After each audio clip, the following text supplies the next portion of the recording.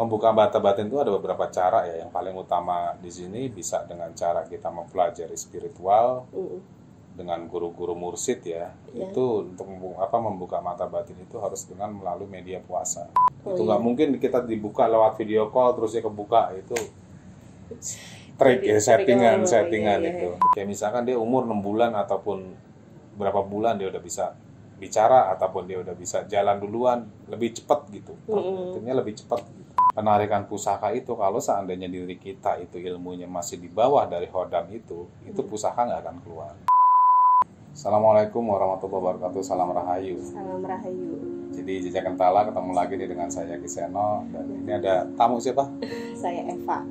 Ketemu Mbak Eva. Jadi ada pertanyaan yang mau ditanyakan Mbak Eva, mungkin ya mewakili dari pertanyaan teman-teman nih gitu.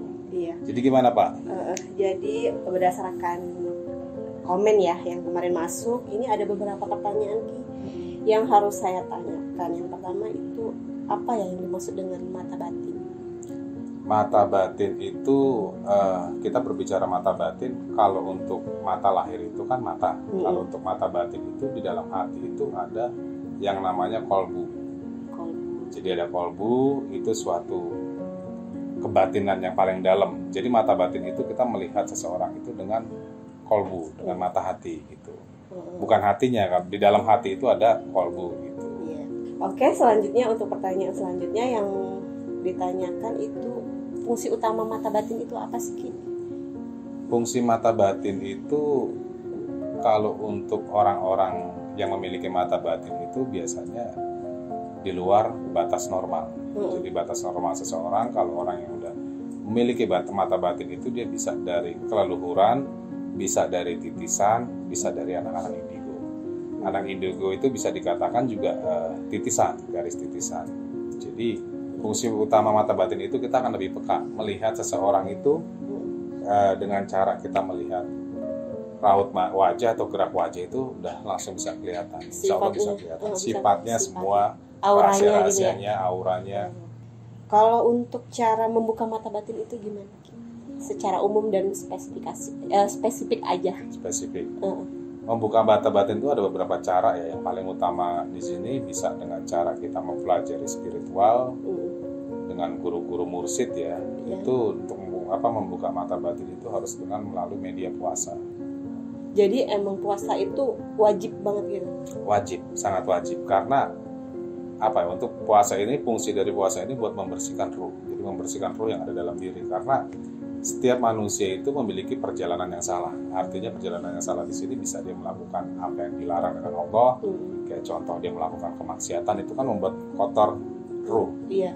Nah, fungsi membuka mata batin ataupun ingin melihat hal-hal gaib yaitu dengan cara puasa, karena untuk membersihkan ruh itu.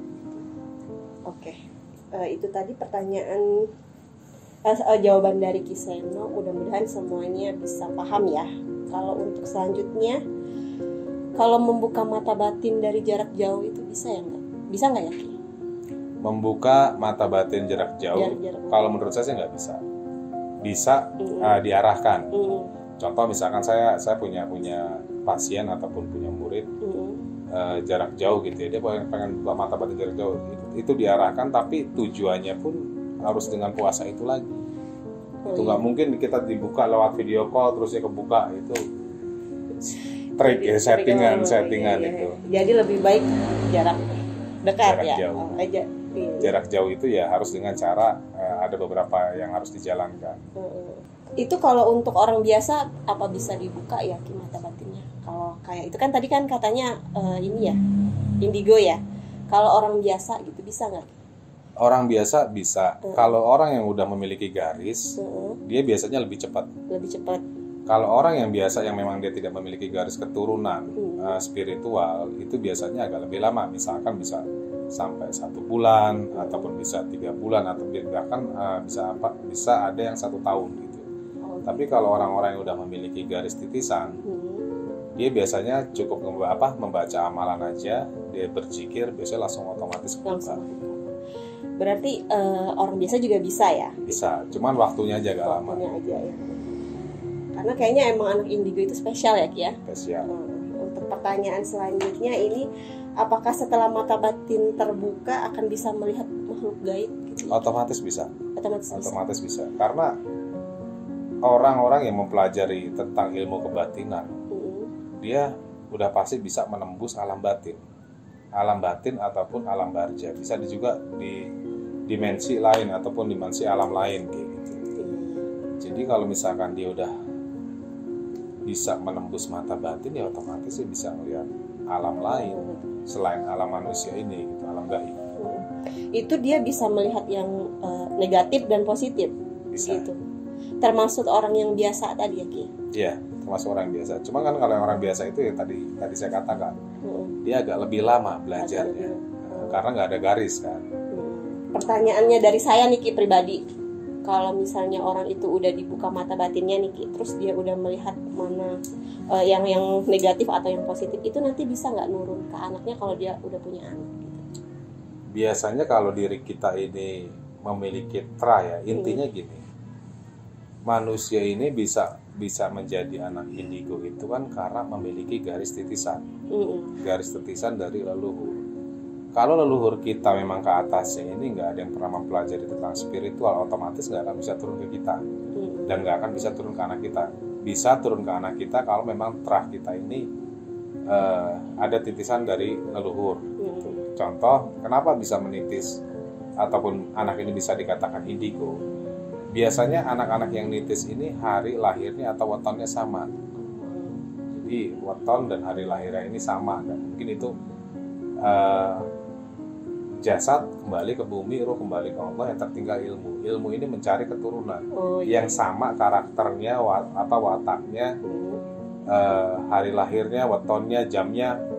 Makanya untuk titisan ini bisa jadi 7 keturunan, 5 keturunan, 3 keturunan, nggak langsung kayak kita punya kakek langsung turun, belum tentu bisa. Karena untuk mencari watak yang sama, terus karakter yang sama, hari yang sama, weton yang sama itu agak lama, agak susah. Itu biasanya umur berapa itu kalau ke anak? Biasanya sih dia dari umur setahun 2 tahun udah mulai sensitif sih. Udah mulai dia bisa melihat hal-hal yang nggak kasat mata gitu. Udah mulai bisa lihat. Tapi itu biasanya nyampur yang dilihat itu. Nyampur. Cuman lebih keseringan yang dilihat negatif. Karena di lingkungan rumah kan biasanya dia ngeliat ada kuntilanak, ada pocong, ada apa. Karena di rumah itu kan pasti setiap rumah itu ada makhluk gaib gitu. Itu pertamanya diawali dari apa tuh gejalanya? Atau dia biasanya demam gitu atau gimana? Atau enggak begitu aja gitu? Beda-beda sih ya. Kayak ada orang yang dia itu rewel, waktu dari bayinya rewel juga ada yang enggak juga. Cuman dia biasanya kalau anak-anak indigo ini memiliki kepintaran itu yang memang lebih dari anak biasanya. Misalkan dalam hal apa ya, kayak misalkan dia umur 6 bulan ataupun berapa bulan dia udah bisa bicara ataupun dia udah bisa jalan duluan, lebih cepat gitu. Artinya lebih cepat. Jadi gitu perkembangannya. Pertanyaan selanjutnya nih Kia, orang ini kan biasa, terus kemudian dibuka mata batinnya. Kalau dari titisan kan ada yang jagain ya, tapi kalau orang biasa itu kan nggak ada yang jagain, itu gimana? Apakah nanti ke depannya aman gitu? Kalau orang yang udah dia kebuka mata batinnya, otomatis dia ada yang jagain. Otomatis ada yang jagain. Di situ bisa hodam, bisa juga dari leluhuran, tergantung dia ada terahnya atau enggak. Kalau misalkan dia anak indigo itu dia itu bisa dari kecil itu udah otomatis ada yang jaga kakeknya. Jadi kalau orang udah di sini memang sensitif dengan hal gaib, itu udah pasti ada yang jaga. Cuman kan apa ya, indigo itu kan nggak semuanya indigo itu bertahan lama. Jadi nanti bisa hilang. Bisa luntur dalam waktu berapa tahun, 7 tahun, 8 tahun dia bisa hilang.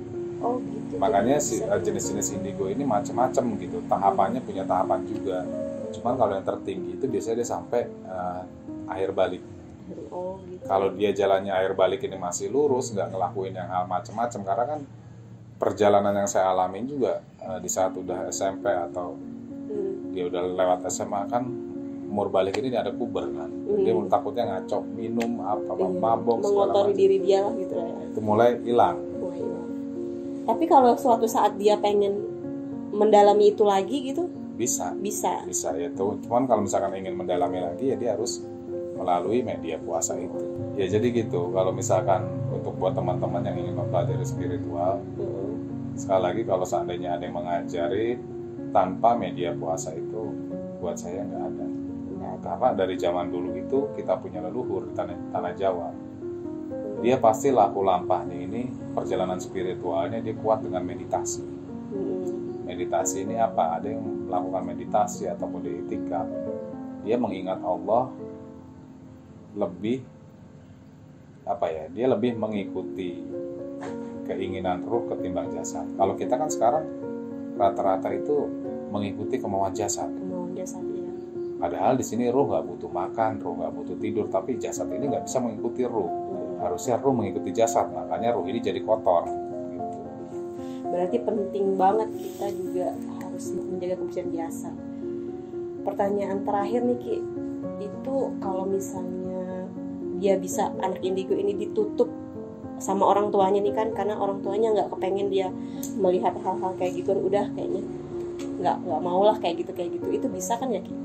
Bisa. Kalau untuk orang-orang orang tuanya ini ingin anaknya ditutup, misalkan anaknya ada indigo, anaknya ini bisa ditutup kalau orang-orang yang menutup itu lebih tinggi ilmunya dari leluhurnya. Oh iya. Jadi kayak misalkan buat teman-teman juga penarikan pusaka nih. Penarikan pusaka itu kalau seandainya diri kita itu ilmunya masih di bawah dari hodam itu pusaka nggak akan keluar. Oh. Tapi kalau kita ilmunya lebih tinggi dari penunggunya atau hodamnya itu, insya Allah itu keluar. Yang jadi masalah itu kita bisa nggak lebih tinggi dari hodam. Makanya kalau misalkan penarikan barang pusaka itu rata-rata orang itu meditasi. Kalau orang Jawa itu dijawab itu diminta. Jadi niat saya puasa buat ngambil barang apa nih, mustika apa di sini. Dia harus puasa. Kalau misalkan puasa itu dalam waktu 3 hari, barang itu belum keluar, itu terus sampai dia keluar. Bisa 3 hari, bisa seminggu, kadang bisa 17 hari. Cuman rata-rata sih kalau misalkan di puasainya 2 hari mutih, sehari semalam ngebleng, keluar. Kalau nggak terlalu berat ya, kecuali mustika-mustika yang memang punya kedahsyatan kayak gitu, itu bisa sampai 7 hari.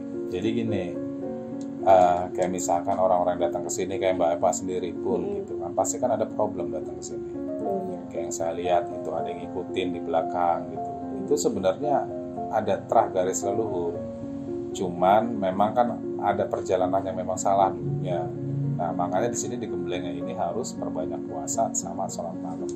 Itu yang salah itu dari leluhur saya yang salah atau saya dari sayanya ya? Dari mbaknya lah. Kalau leluhur nggak mungkin salah guys. Itu mau cuci tangan ya. Leluhur nggak mungkin salah. Jadi leluhur itu bisa mendekat itu apa ya? Kalau badan kita bersih.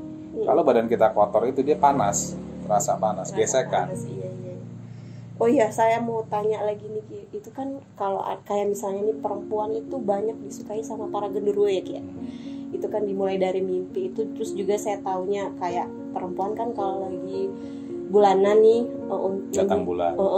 Lagi datang bulan itu dia mencuci itu nggak bersih Ki. Nah, headnya itu nggak bersih, terus dia buanglah ke tong sampah. Tong sampah ini ternyata diendus sama si genderuwo tadi Ki. Mencari nih orangnya, lama-lama disukai Ki. Nah itu kita harus bagaimana? Kalau genderuwo itu saya juga nggak ngerti ya, kalau dari darah haid gitu nggak ngerti. Cuman setahu saya ini genderuwo itu dari adab perjalanan kita, keseharian dari rumah. Jadi kadang-kadang manusia ini berhubungan badan, setelah dia berhubungan badan dia kadang tidak pakai busana gitu. Itu penting ya. Jadi kalau Nabi mengajarkan itu kan selalu pakai selimut ditutupin kan. Kalau bisa langsung mandi ya. Langsung mandi. Kalau bisa langsung bersih gitu. Fungsinya itu supaya apa? Nggak langsung vulgar. Terus misalkan di sini kenapa diharuskan lebih bagus itu hubungan badan itu langsung mandi? Karena kita nggak tahu umur kita ini sampai kapan. Dan kapanpun bisa aja mati gitu. Iya, benar banget. Kalau pas dalam keadaan kita mengalami hadas besar gitu, kotor badannya, terus kita meninggal, waduh repot. Makanya orang-orang dulu itu selalu mengajarkan, ya sebenarnya adab sih, selalu mengajarkan setelah kita ini bersenggama, ya lebih bagusnya langsung mandi. Jadi emang langsung mandi langsung sholat. Terus kalau pertanyaan Mbak tadi, gimana ngatasinya cara genderuwo itu nggak ngedekat? Yang paling utama adab itu tadi. Yang paling utama adab. Yang keduanya memang kita harus selalu sebelum tidur ini lebih bagus itu mengingat Allah dulu aja. Dengan cara apa ya? Banyak caranya, dengan cara berzikir ataupun dengan cara membaca ayat kursi, bisa juga dengan cara membaca suratul Anas gitu, bisa dengan itu. Yang penting sebelum tidur itu kita minta dijaga sama Allah, terus baca ayat itu, insya Allah aman. Dari kecil kan kita udah diajari sebelum tidur membaca doa. Ya guys, jadi kayaknya cukup nih pertanyaannya. Mungkin nanti kalau misalkan teman-teman ada yang masih ragu, ada yang mau ditanyakan, boleh langsung tulis aja di kolom komentar. Jadi jangan lupa like, subscribe, dan komen ya guys. Oke, gitu aja. Assalamualaikum warahmatullahi wabarakatuh.